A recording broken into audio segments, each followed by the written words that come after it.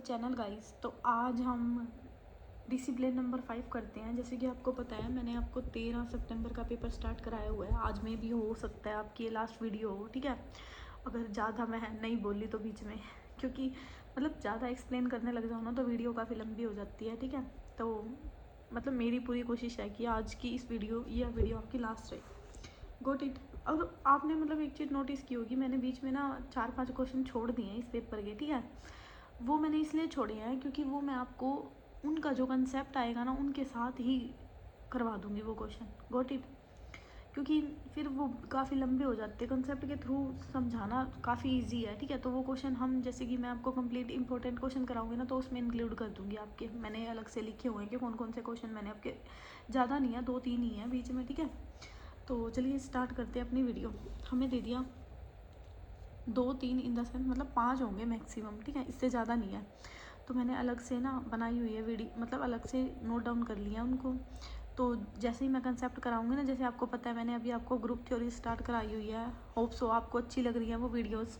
अब हम रिंग पढ़ रहे हैं तो जाके देख के आइए। मैं सिलेबस भी कंप्लीट करवा रही हूँ, साथ साथ जो क्वेश्चन यहाँ पे छूटेंगे ना वो वहाँ पे इंक्लूड हो जाएंगे आपके, ठीक है। तो चलिए स्टार्ट करते हैं अपनी video. Which theorem connect the result T(x(y) is equal to x(z)। ये सिंपली ना हमारी क्या स्टेटमेंट दे दी है किसकी, रेज रिप्रेजेंटेशन थ्योरम, ठीक है। ये होती है हमारी रेज रिप्रेजेंटेशन थ्योरम की स्टेटमेंट। सिंपली क्या होती है, तो इसमें हम पिकार्ड और हास-वंच, एक बार मैं आपको बता देती हूँ। हिल्बर्ट थ्योरम ना आपके सिलेबस में मेंशन नहीं है, तो इसको करने का फिर कोई मतलब बेनिफिट भी नहीं है। बाकी ये पिकार्ड से ही कनेक्टेड है, वो हम बाद में देख लेंगे।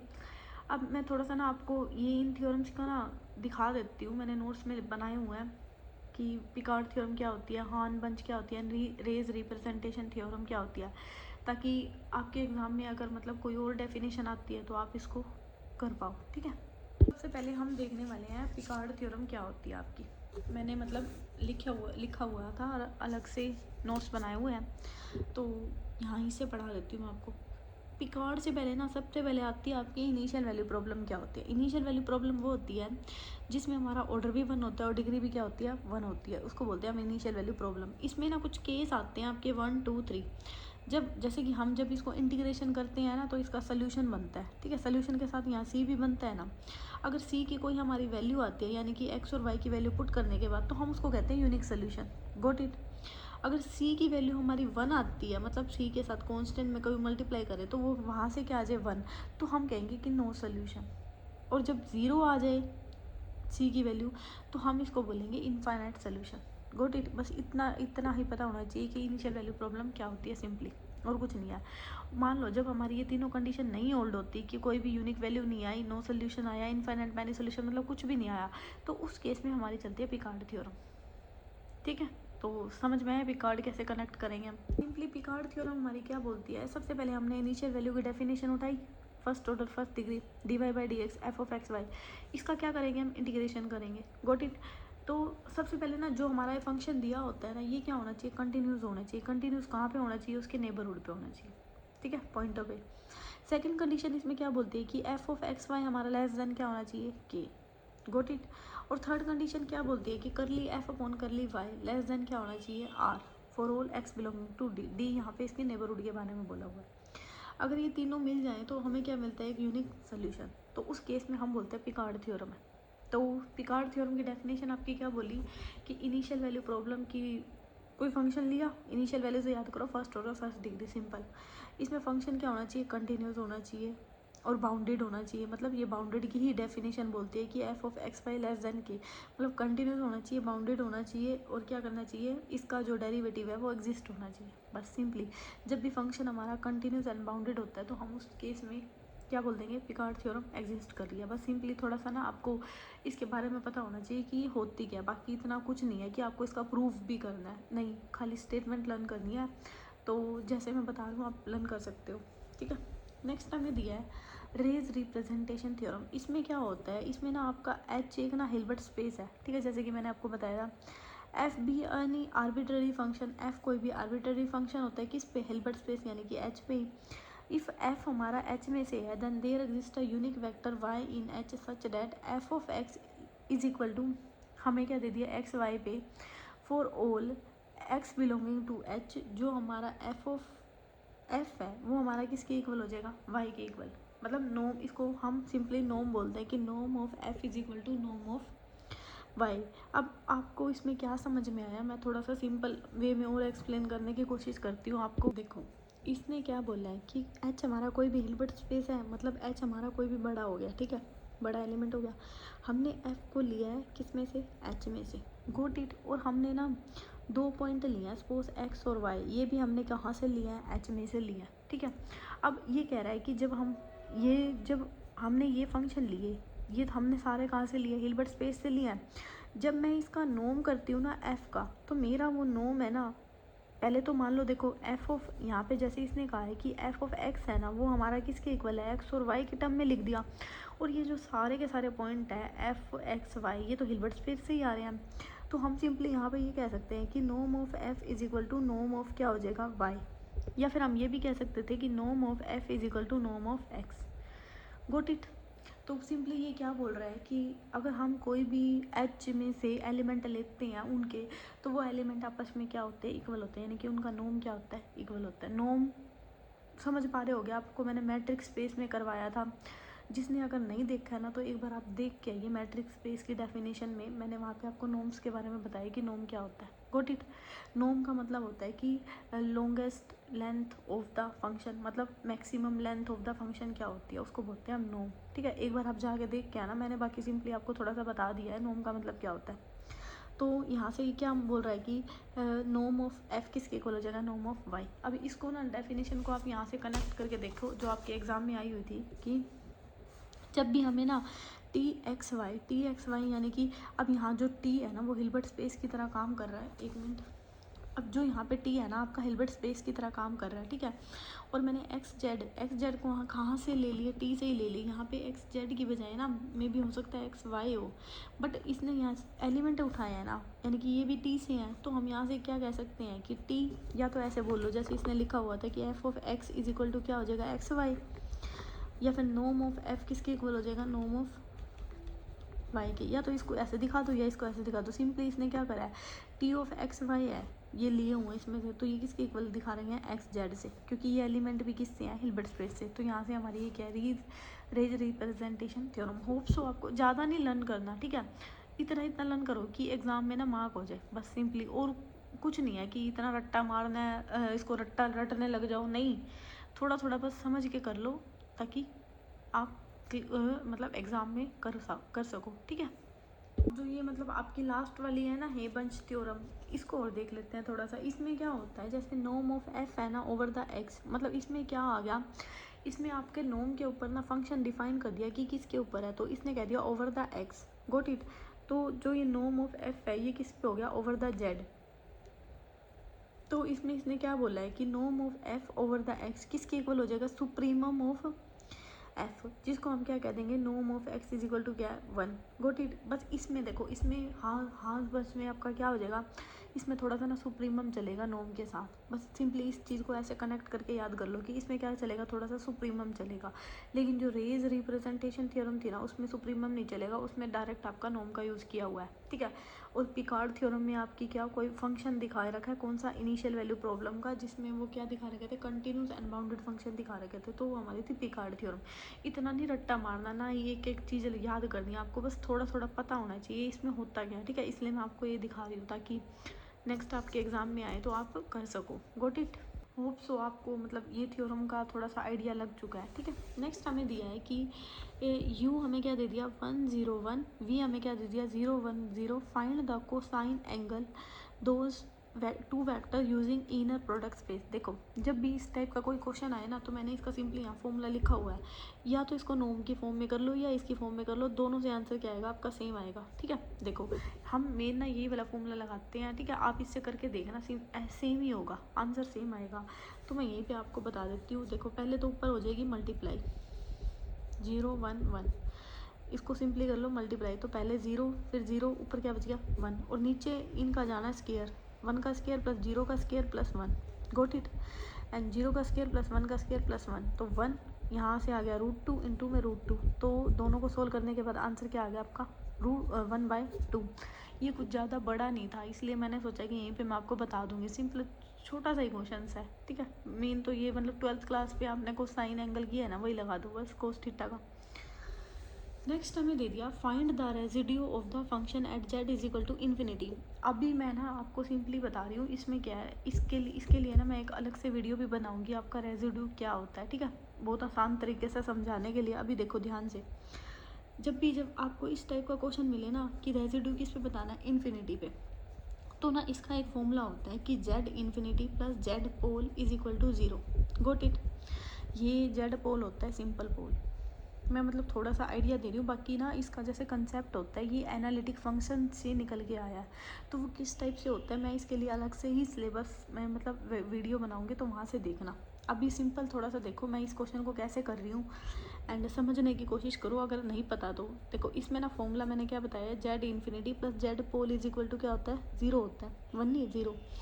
तो यहाँ पे आपको क्या करना है कि z पोल निकाल लो। Got it. जेड पोल निकाल लोगे तो यहाँ पुट करके जेड पोल में इन्फिनिटी की वैल्यू आ जाएगी।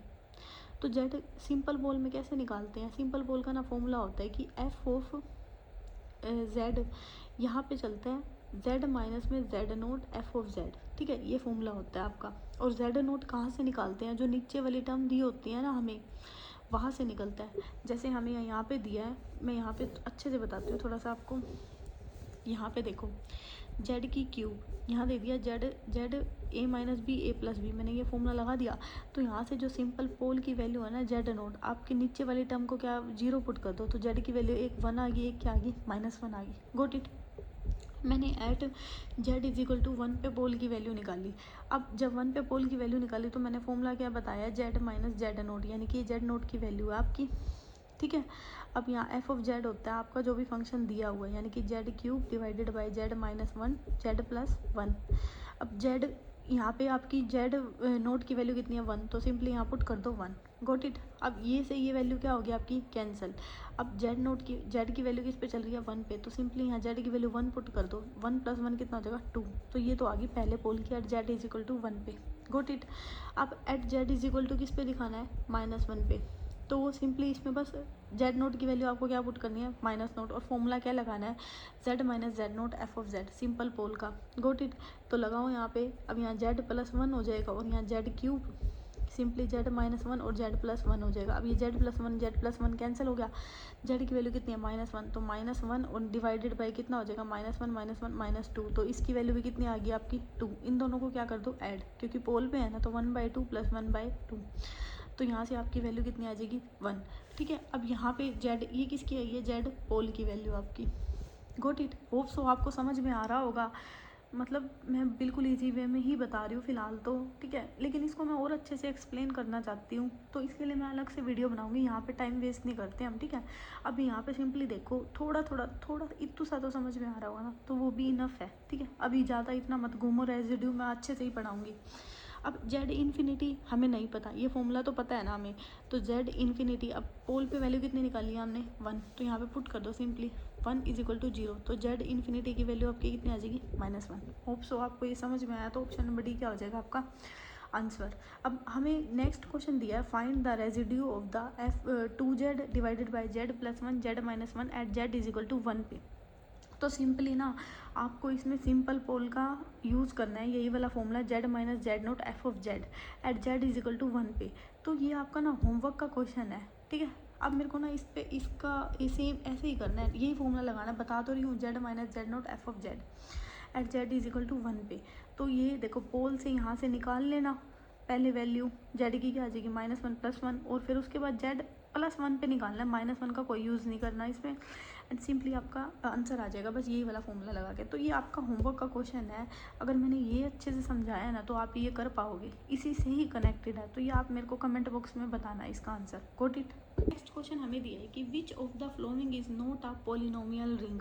देखो पोलिनोमियल रिंग क्या होती है, मैं आपको मेन पढ़ा ही रही हूँ, रिंग एंड फील्ड, तो वहाँ पे बताऊँगी। बाकी इसने कहा है कौन सा नहीं है, देखो इसको बोलते हैं ring over the function x, ये रियल फंक्शन हो गया ओवर द एक्स, ये हो गया complex over the x, rational over the x. लेकिन जो ये सब्ट्रैक्शन वाला है ना, ये हमारा क्या होता है, पॉलिनोमियल में नहीं होता, ठीक है। तो सिंपली है बस यही कि कौन सा नहीं होता। ये सारे होते हैं। मैंने आपको रिंग की वीडियो पढ़ाई है, मतलब पढ़ा रही हूँ, अभी कंप्लीट नहीं हुई है, डे 1 ही हुआ है। हमने कल फील्ड के बारे में देखा था कि रिंग के बारे में देखा था, सॉरी, क्या होता है। आज उसका थोड़ा सा और आगे एक्सप्लेन करूँगी मैं आपको, ठीक है। तो जाके एक बार सिलेबस वाली वीडियो भी देखो, ज़्यादा इतना टफ नहीं है, हार्ड एंड फास्ट नहीं पढ़ाया हुआ मैंने कि रट्टे मारने, ये कुछ भी नहीं रट्टा मारना मेरी वीडियो में, ठीक है। तो नेक्स्ट हमें दिया है चूज़ द रॉन्ग स्टेटमेंट। हमें कोई क्या बतानी है, गलत स्टेटमेंट बतानी है। देखो, if R is integral domain then R is integral domain of the unit R then R of x is same. तो ये चीज़ बिल्कुल ठीक लिखी हुई है। R is integral domain then R of x is also a integral domain, it's also correct. R X is a infinite ring, तो ये चीज़ भी ठीक है। क्योंकि ना ये पता क्या है, मैं कैसे बोल पा रही हूँ कि ये चीज़ ठीक है, ये चीज़ ठीक है, ये ना थोड़ी सी सही बताऊँ, थ्योरम्स है, ठीक है। ये आपके थ्योरम्स है और इनके प्रूफ भी होते हैं, बट मेरे को ना इनकी थ्योरम पता है थोड़ी सी, ठीक है। तो मेरे को ये चीज़ इसलिए हो पा रही है क्योंकि मैं पढ़ाऊँगी, अभी आपको मैंने पढ़ाया नहीं है क्योंकि मैंने खुद पढ़ लिया है, तो इसलिए मेरे को ये चीज़ समझ में आ चुकी है। अभी ये सिंपली ना क्या है, आपकी थ्योरम्स होती हैं। तो अब मतलब मैं आपको कैसे समझाऊँ थ्योरम, ये मैं आपको सिलेबस करवाऊँगी ना, क्योंकि अब एक एक चीज़ें करवानी, क्योंकि कनेक्ट करना चीज़ों को बहुत वो होता है, मतलब कनेक्ट करके पढ़ाओ ना तो ज़्यादा ठीक है, ठीक है। मैं वैसे ही पढ़ा रही हूँ अपनी वीडियोज़ में, आप देख के आइए, तो ये चीज़ ना आपको वहाँ पे क्लियर हो जाएगी। मैं दोबारा से उठा लूँगी इस क्वेश्चन को। तो इसका सिंपली आंसर ना अभी R of ring is always not a CRU, यानी कि competitive ring with unity. Got it, इसकी ये रॉन्ग स्टेटमेंट दी है, ये ऑलवेज नहीं होती, ठीक है। मतलब मैंने यहाँ रिजल्ट लिखा भी हुआ है कि जो पोलिनोमियल आर ऑफ एक्स है is CRU if and only if R is a CRU। जब आर CRU होता है ना, तो इसकी जो ये पोलिनोमियल है ना, ये होती है CRU का मतलब होता है competitive ring with unity. Got it, simply इतना याद करो अभी कुछ। नेक्स्ट हमें दे दिया how many real root are possible for equation x की 5 माइनस x4 प्लस x³ -1। देखो सिंपली यहाँ पे सबसे पहले पावर देखो क्या दे दी, ओड पावर दे दी, ठीक है, या फिर मतलब क्या बन रही है, क्वाड्रेटिक बन रही है। तो इसमें आपका क्या होता है कि जब भी आपको ना इस टाइप का कोई क्वेश्चन मिले ना, जैसे कि देखो how many real root are possible for equation, यहाँ पे क्या दे दिया, odd term of the polynomial दे दी। तो हमारी एक फंडामेंटल थ्योरम है, वो क्या बोलती है कि जब भी कोई पोलिनोमियल हमारी ओड डिग्री की होती है ना, तो उसमें कम से कम एक रियल रूट होता है, ठीक है। तो ये सिंपली डेफिनेशन है, देखो मैंने नीचे लिखी भी हुई है। फंडामेंटल थ्योरम क्या कहती है कि हमारी कोई भी एक पोलिनोमियल दी गई है ना ओड डिग्री की, तो उसमें कम से कम एक रियल रूट होगा। तो सिंपली रिजल्ट है कि एटलीस्ट 1 रियल रूट। वीडियो का हमारा मतलब जो सब्जेक्ट का है लास्ट क्वेश्चन है ये, ठीक है। उसके बाद पैडालॉजी के क्वेश्चन मतलब मेरे को करवा दूंगी मैं आपको, ठीक है। एक बारी ये करो, what will be the minimum degree of the polynomial with integer coefficient of the root. मतलब हमें देखो यहाँ रूट्स दिए हैं और इससे पूछा है कि मैंने इसकी मतलब कितने मिनिमम डिग्री कितनी है। तो लोग तो क्या करते हैं, मतलब बच्चे, मतलब जिन्होंने नहीं पढ़ा होता, 1 2 3 कितने रूट दिखे 3, और 3 पे क्या कर दिया, क्लिक कर दिया। नहीं, 3 पे क्लिक नहीं करना, इसके रूट होते हैं 4। 4 क्यों होते हैं, इसका कारण ये होता है, रीज़न ये होता है कि p प्लस रूट क्यू है ना, अगर किसी की मतलब इस टाइप का रूट्स बन रहा है तो उसके पास p माइनस क्यू का रूट p 100% होता है, ठीक है।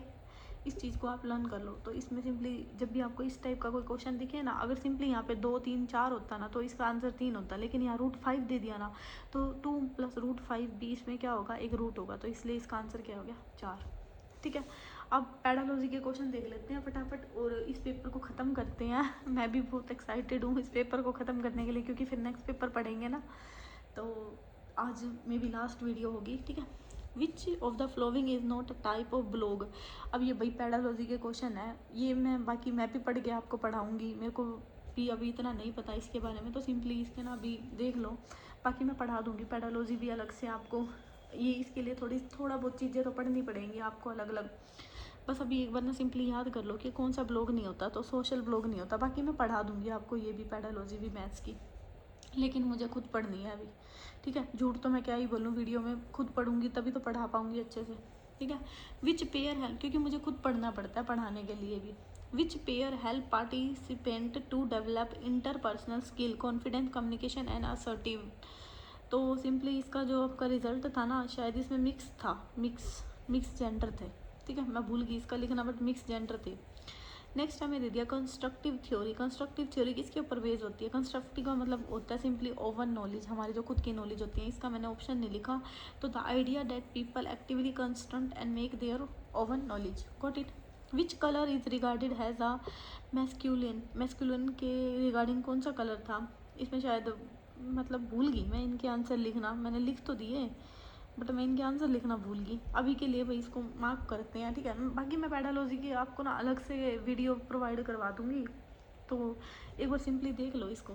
क्रिटिकल थिंकिंग का मतलब क्या होता है? क्रिटिकल थिंकिंग का मतलब होता है हमारे तर्क, हमारे थॉट्स क्या होते हैं, ठीक है। ये हमारी क्रिटिकल थिंकिंग से रिलेटेड है। क्वेश्चन हमें दिया है इन 2019 कौन सा शिक्षा अभियान लॉन्च किया गया था? तो द राष्ट्रीय माध्यमिक, ठीक है। CTC का फुल फॉर्म क्या होता है? Classroom interactional competence, hard applied discipline, emphasize on which of the following, emphasize product and technique. Got it. बस इसका यही आंसर था, मैंने ऑप्शन लिखे नहीं है, मैंने डायरेक्ट आंसर ही लिख दिया इनका, क्योंकि फिर मैंने दोबारा पढ़ाना है ना, इसलिए मैंने सोचा कि डायरेक्ट एक बार आंसर मतलब दिखा दूंगी आपको भी किस टाइप के पेडालॉजी के क्वेश्चन आए हैं। क्योंकि फिर होता है ना, मैं तो बाकी छुड़वा ही देती, लेकिन फिर ये होता है ना बच्चों को कि वो 10 पेडालॉजी के क्वेश्चन फिर आपको इधर उधर वीडियोज़ में देखने पड़ते हैं। That's why that is the major of teaching. तो एक्सपीरियंस क्या होता है? मेजर होता है, ठीक है। Which one is not a part of organisation and integration of the learning and content. तो प्रिंसिपल ऑफ टीचर्स, ठीक है। सो यहाँ पे ना आपका ये पेपर कंप्लीट होता है आज। कल से हम अपना फिर नेक्स्ट पेपर करते हैं, देखते हैं कौन सा उठाएंगे। So thank you so much for watching my video. भाई अगर वीडियो पसंद आ रही है और लग रहा है कि हाँ कुछ सीख रहे हो, तो भाई कमेंट एंड सब्सक्राइब भी कर दो। So thank you so much.